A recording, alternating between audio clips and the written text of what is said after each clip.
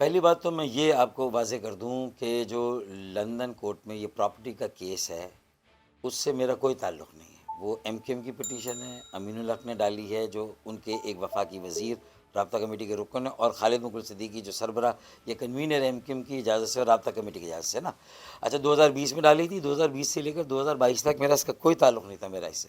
لیکن جو جوابی دعویٰ آیا لندن ایم کیو ایم کی طرف سے یا ایم کیو ایم کے بانی الطاف حسین صاحب کی طرف سے، اس میں یہ بات آئی کہ 2015 میں کوئی آئین بنا تھا جو کہ نہیں بنا تھا۔ تو مجھ سے عدالت نے رہنمائی اور تعاون چاہا ایم کیو ایم کے وکیل کے ذریعے، تو ایم کیو ایم کے وکیل نے مجھ سے رابطہ کیا۔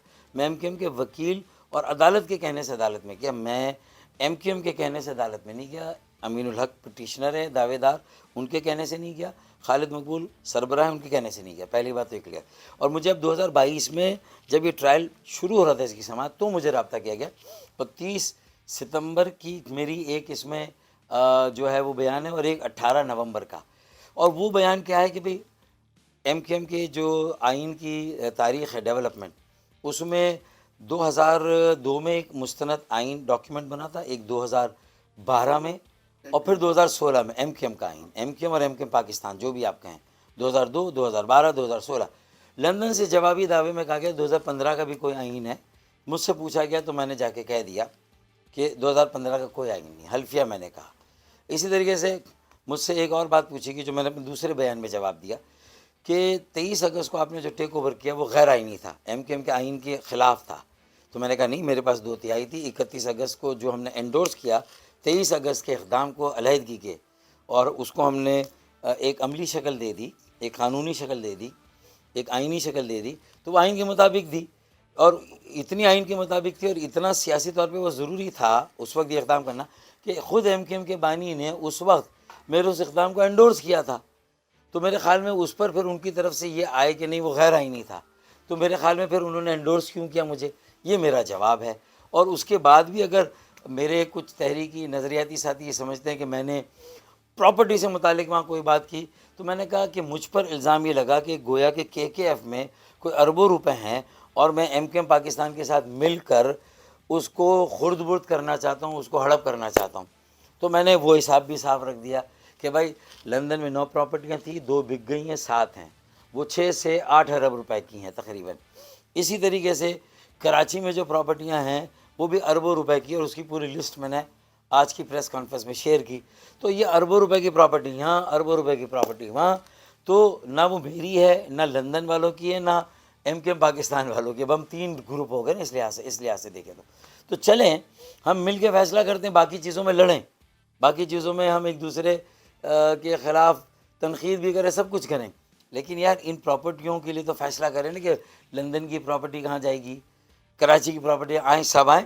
اگر کسی کی نیت خراب نہیں ہے، سب کی نیتیں صحیح ہیں، سب مستحقین تک ان کی امانت پہنچانا چاہتے ہیں، ان پراپرٹیوں کے مینجمنٹ سے جو آمدنی ہو سکتی ہے، ان پراپرٹیوں کی سیل سے جو آمدنی ہو سکتی ہے، وہ ہمارے شہداء کا حق ہے، ان کے لواحقین کا، ہمارے گمشدہ لاپتہ ساتھیوں ان کے لواحقین کا، ہمارے اسیر ساتھیوں ان کے لواحقین، اس کے علاوہ جو عام مہاجر یا مظلوم ہیں جو اس وقت مہنگائی اور جو بے روزگاری کی چکی کے تمام پارٹوں میں پسے جا رہے ہیں، ان کا حق ہے، ان تک پہنچائیں، ان کے لیے کوئی باقاعدہ اچھی فاؤنڈیشن بنا کے ایجوکیشن کی اسکالرشپ دیں، ہائر ایجوکیشن کے لیے اسکالرشپ دیں، چھوٹے بچوں کی جو شہداء کے بچے ان کی فیس دیں، ان کے تعلیمی اخراجات دیں، ان کے یونیفارم کے لیے یہ چیزوں کا یہ مقصد ہونا چاہیے، نہ کہ یہ کہ ہم لڑیں کہ کس کی پاس یہ پراپرٹی ہونی چاہیے۔ فیصلہ کریں، آئیں مل کے کر لیتے ہیں، راستہ نکال لیں۔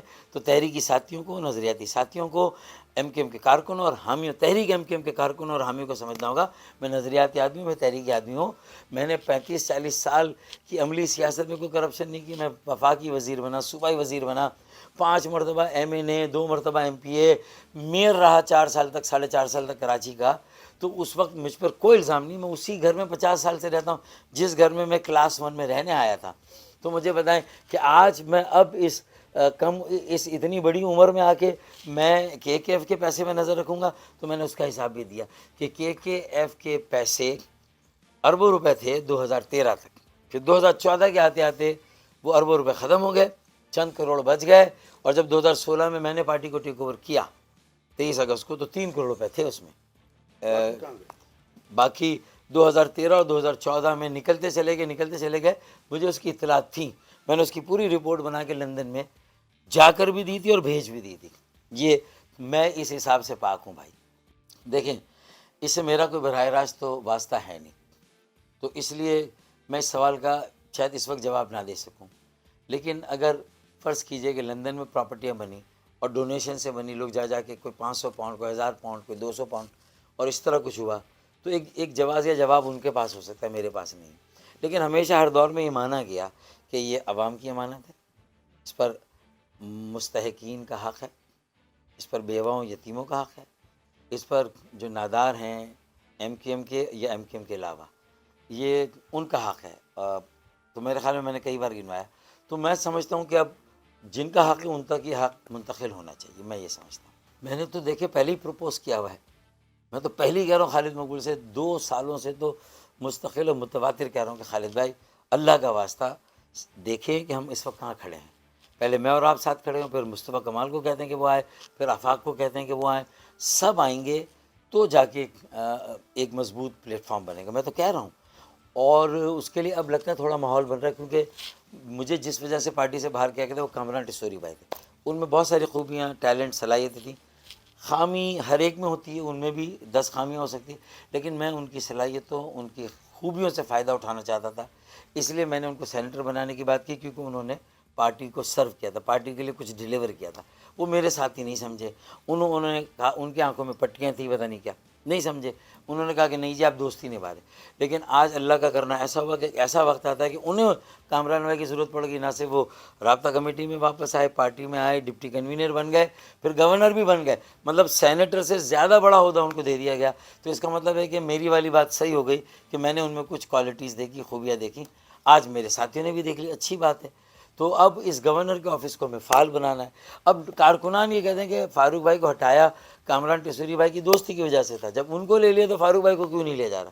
تو فاروق بھائی کی کوئی شرائط نہیں، کوئی مطالبہ نہیں. ہاں، فاروق بھائی یہ کہتے ہیں کہ ماحول یہ ہو کہ ہم اپنی غلطیوں کا ادراک کریں، اعتراف کریں، معافی مانگیں قوم سے، ووٹ بینک سے، مہاجروں سے، مظلوموں سے، اور اس کے ازالے کا عہد کریں لوگوں کے سامنے، اور ایک فوکسڈ ایجنڈے پہ کام کریں، اور انٹرا پارٹی الیکشن کرا کے 65% نوجوانوں کے حوالے کریں ایم کیو ایم کو، تاکہ اب ہم جانے والی لیڈرشپ ہے، ہمارے ڈپارچر کا وقت آ رہا ہے، ایگزٹ ہمیں اب لینی چاہیے آگے جا کے کہیں نہ کہیں، 2 سال میں، 4 سال میں، 5، میکسیمم 10. لیکن ان 10 سالوں کی مجھے نئی لیڈرشپ دینی ہے. دیکھیں، الطاف حسین صاحب جس پائے کے لیڈر رہے، فاؤنڈر لیڈر، اور ان کا جو ایک کیرزما رہا، اس کا مطلب یہ کہ ظاہر ہے کہ ہم میں سے کوئی بھی جو ان کا کیرزما تھا ہم اس کو تو میچ نہیں کر سکتے، یہ تو طے ہے بات. لیکن جس لیول پہ وہ تھے اور جو کیرزما تھا، پھر انہوں نے اسی حساب سے جتنی بڑی غلطیاں کی جو شاید آج عمران خان بھی کر رہے ہیں، اتنی بڑی غلطیوں کے ہم متحمل نہیں ہو سکتے. تو اپنی ہی جو ایک اسٹیبلشڈ ایک لیڈرشپ تھی، اس کو خود انہوں نے اپنے، وہ کہتے ہیں نا کہ خود انہوں نے اپنے ہاتھوں سے اپنے پیر پہ کلاڑا مار دیا، اور اس کی وجہ سے ہم سب جو ہے بکھر گئے، تقسیم ہو گئے.